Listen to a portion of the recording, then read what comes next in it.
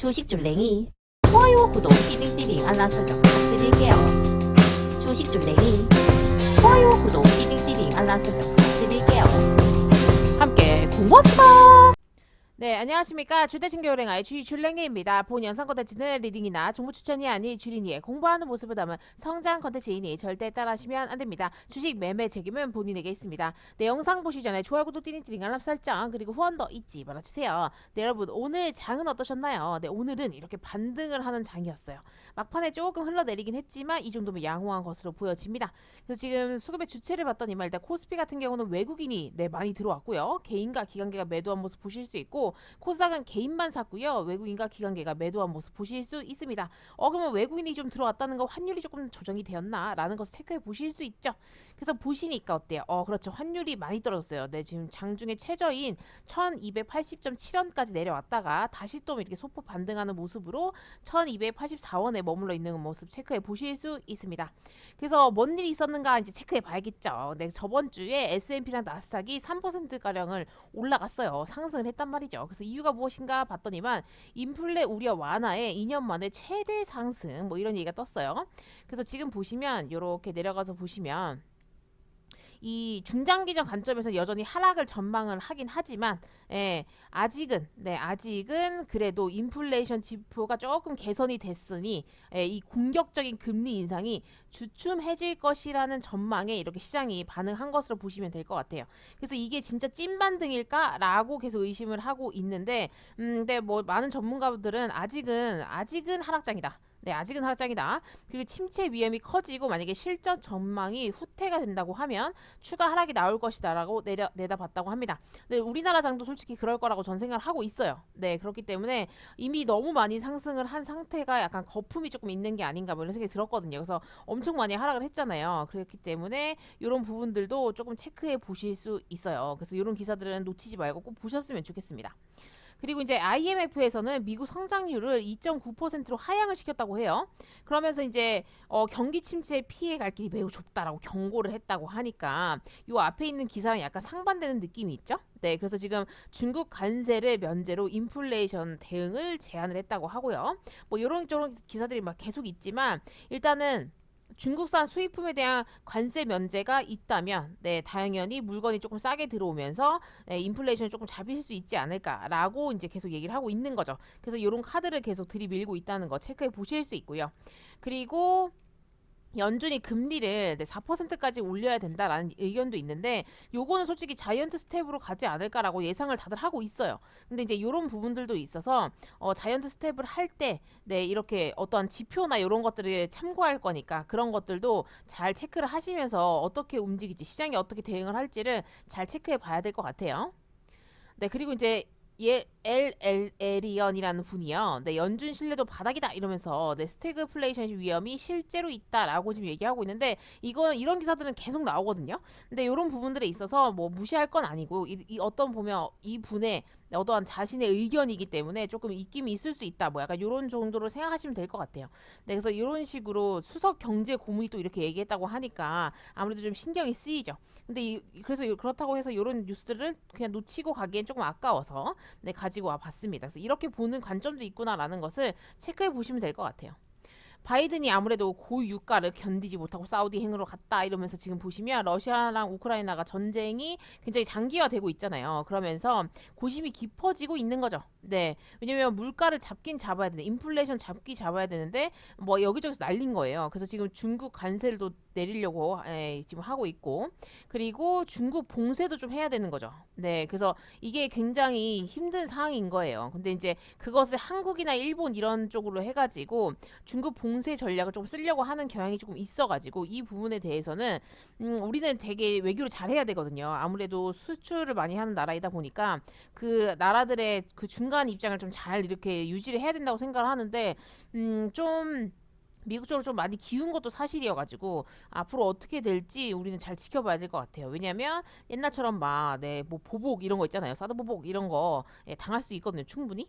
그래서 좀 걱정이 되긴 합니다. 근데 이제 또 어떤 식으로 헤쳐나갈지 앞으로 지켜보자고요.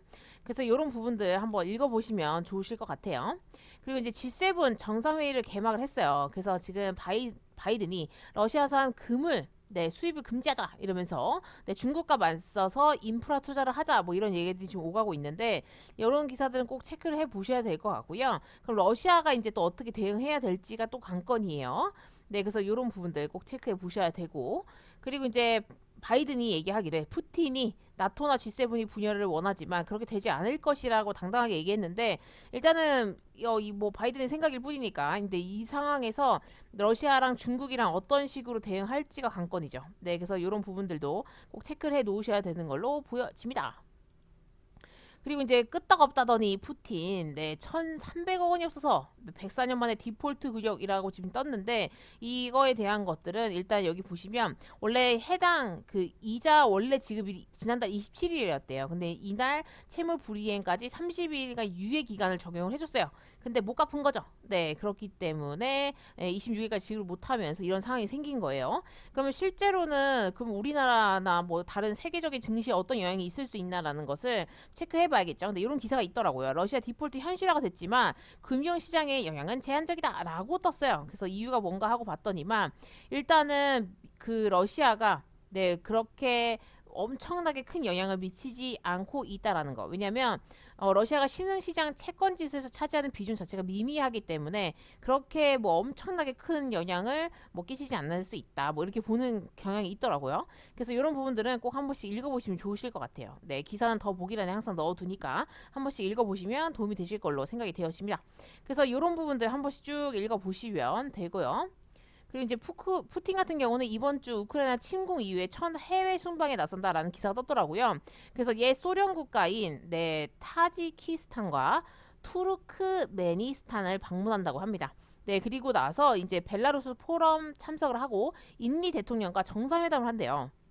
네, 그래서 지금 이 우크라이나를 2월 달에 침공한 이후에 첫 해외 순방에 나선다고 하니까 여기서 이제 또 알아볼 수 있겠죠. 진짜 건강상의 문제가 없을지 이런 것들 이제 체크해 보실 수 있을 것 같아요.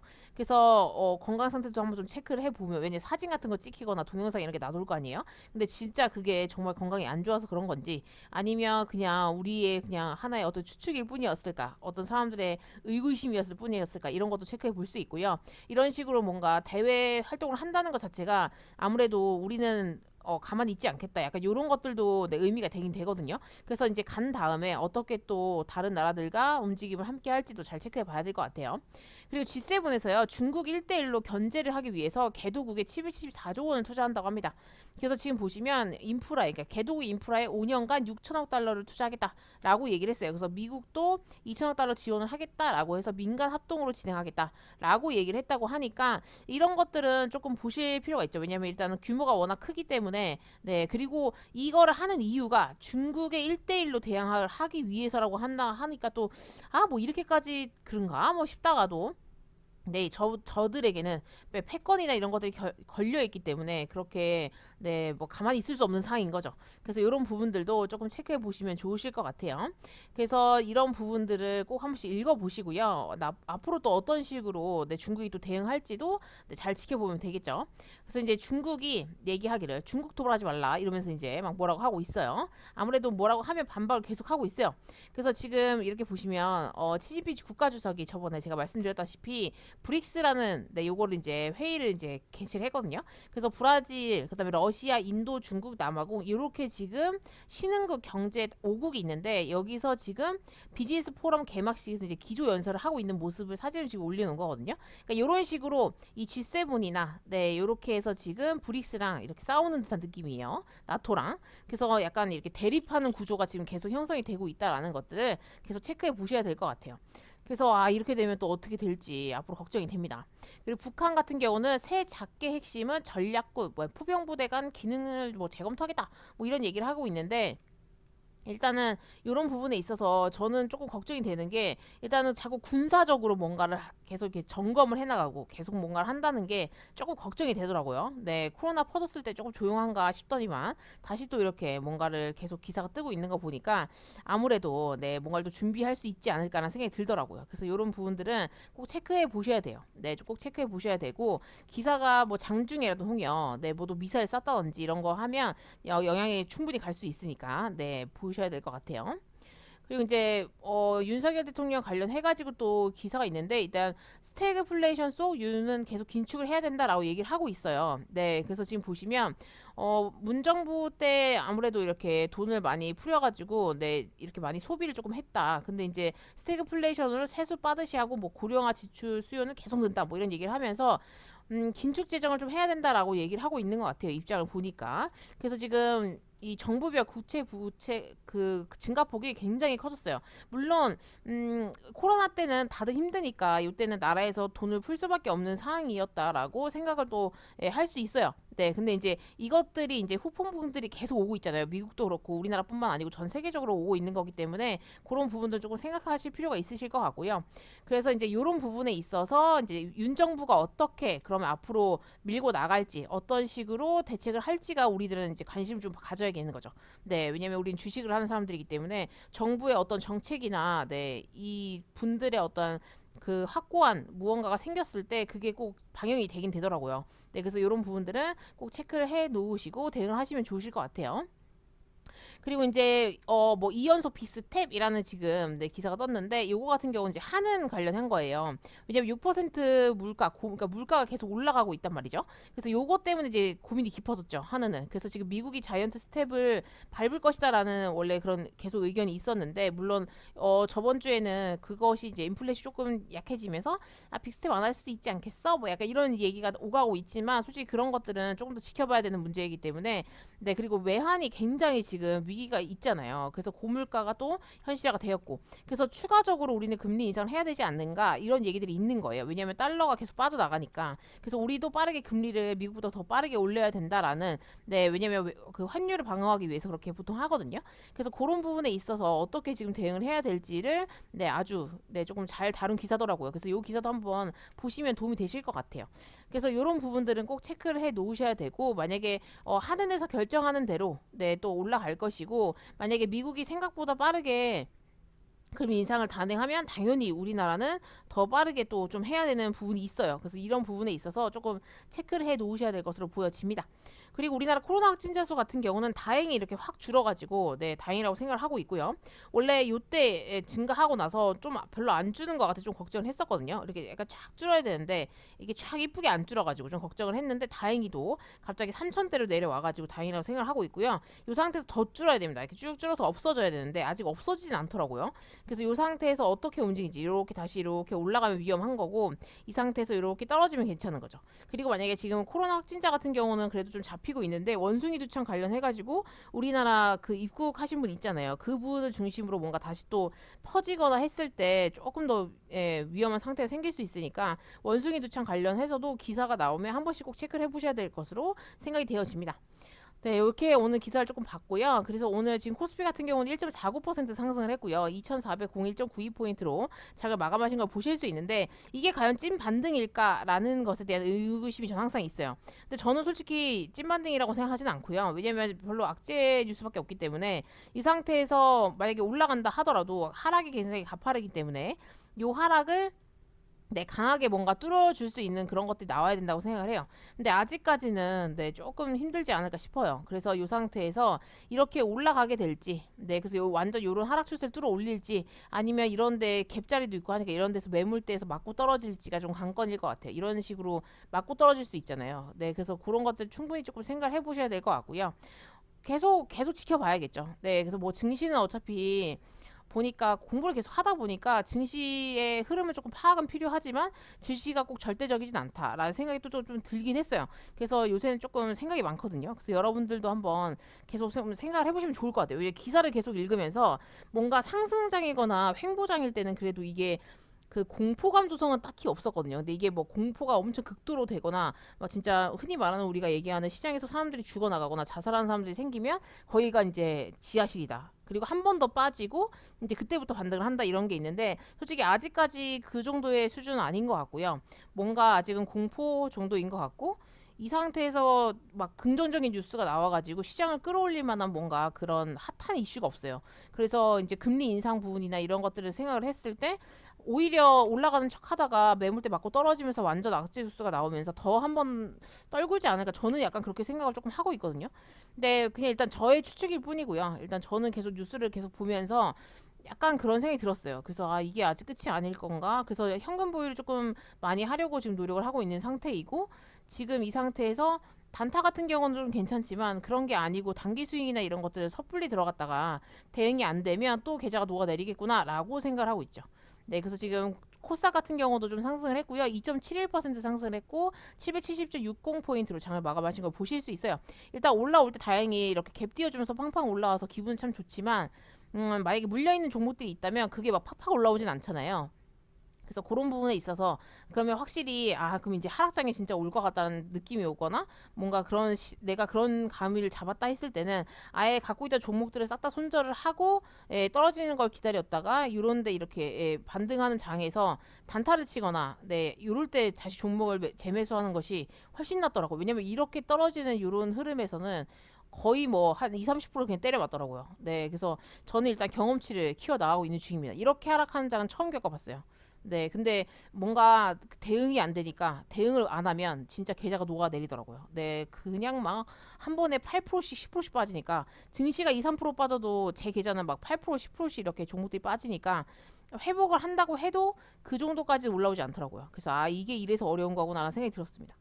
그래서 아주 많은 생각을 조금 할 수 있는 네, 그런 요즘이었고요. 그래서 일단 증시는 이렇게 조금 체크를 조금 해보시면 도움이 되실 것 같고요. 여러분들의 어떠한 그런 또 본인만의 생각이 있으시거나 하시면 댓글 달아주시면 좋을 것 같아요. 같이 의견 교환도 하고 이렇게 생각을 해볼 수도 있구나라는 것도 저도 또 배우면 많은 도움이 되거든요. 그래서 오늘 장중에 단타를 잠깐 쳤어요. 코프라가 갑자기 움직이길래 요거 잠깐 단타 치고 나왔고요. 그래서 뭐 또 딴 걸 칠까 하다가 네 그냥 내비뒀습니다. 네 지금 내비뒀고요. 서전기전 원전 관련주들이 조금 오늘 움직여가지고 얘를 어떻게 물타기를 한번 해볼까 하다가 아 오늘 장이 페이크일 수 있지라는 생각이 들어가지고 일단은 그냥 기다렸고요. 내일이랑 모레까지 조금 더 지켜보면서 단타 자리 있으면 좀 치고 아니면 말아야 되겠죠. 빅텍 같은 경우도 증시 따라서 같이 올라와 주고 있는 모습 체크해 보실 수 있는데 북한이 아직까지는 조용해가지고 네 지금은 별 다른 움직임은 없는 것 같아요. 근데 보니까 어때요? 쭉 빠졌죠. 네, 쭉 빠져가지고 증시 빠질 때 여기 거의 바닥까지 내려왔거든요. 그래서 이런 식으로 대응을 안 하면 그냥 계좌 같이 녹아내린다. 그래서 마이너스 지금 29.10%가 지금 찍혀 있는데, 네, 지금 오늘 이틀 동안 올라서 이 정도지. 원래 30%, 32%막 이렇게 넘어서까지 마이너스가 심했었거든요. 그 DKND 같은 경우도 여기서 안자로 그냥 내비뒀더니만 여기 아래까지 빠져가지고, 네, 얘도 지금 60%가 원래 넘었었다가 이틀 동안 증시 반등하면서 같이 조금 반등해줘서 이 정도예요. 네, 그래도 57%, 네, 57.9% 거의 60% 가까이 마이너스였죠. 그래서 이런 식으로 여러분들이 간접적으로 제 거를 보시면 이런 것도 느끼실 수 있어요. 아, 계좌가 이렇게 자를 때 그냥 안 자르고 버티면 이렇게 녹아내리는구나. 그러면 얘가 상한가를 두 방을 거의 가야 두 방을 가도 제게 평단이 올까 말까거든요. 네, 두 방 가도 안 오는구나, 그쵸? 네, 하락할 때 엄청 계좌가 쪼그라진 상태에서 되니까 그럼 물타기를 잘 해야지 탈출할 수 있는 것 같은데 이게 만약에 여기까지 안 올라온다는 보장이 없거든요. 네, 그렇게 되면 또 이제 힘들어지는 거죠. 그래서 그런 것들 이런 것들 생각을 해봤을 때 주식이 이래서 어렵다라는 것을 계속 생각을 하고 있습니다. 근데 이런 것들을 계속 끊임없이 그래도 좀 이 뭔가 속상함과 이 허탈함과 뭐 많은 것들을 조금 겪어보고요. 그리고 나서 얻어지는 게 있는 것 같아요. 네, 원래 처음에는 제가 어쨌든 임신 상태여가지고 너무 스트레스를 받아가지고 주식을 진짜 좀 그만둬야 되나 이런 생각도 했었는데 일단은 네, 놓칠 수 없습니다. 네, 이제 놓칠 수 없고요. 일단 공부를 시작했기 때문에 그냥 쉽게 포기할 수 없을 것 같아요. 저는. 네, 그래서 열심히 해가지고 아 그냥 정말 뭐 아무것도 모르는 주린이가 어느새 주식고수가 되었네 이런 얘기도 듣고 싶고요. 잘 해보도록 하겠습니다. 근데 그냥 진짜 1, 2년 이렇게 해가지고 네, 되는 건 아닌 것 같아요. 네, 그래서 여러분들도 같이 공부 잘 하셨으면 좋겠습니다. 그래서 오늘도 너무 고생하셨고요. 아무래도 월요일 첫 장인데 그래도 오늘은 조금 증시가 반등해주는 장이어서 그나마 좀 괜찮지 않아요. 한통 약간 숨이 좀 돌리지 않았을까 이런 생각이 들었어요. 그래서 오늘 너무 고생하셨고 내일도 어떤 장이 펼쳐질지 모르겠으나 네 내일도 잘 이어내시길 바랄게요. 여기서 마치도록 하겠습니다. 이상 주대신교 랭아의 주식출랭이었습니다. 구독, 좋아요, 디링디링 알람 설정 잊지 말아주시고요. 후원도 잊지 말아주세요. 함께 공부합시다.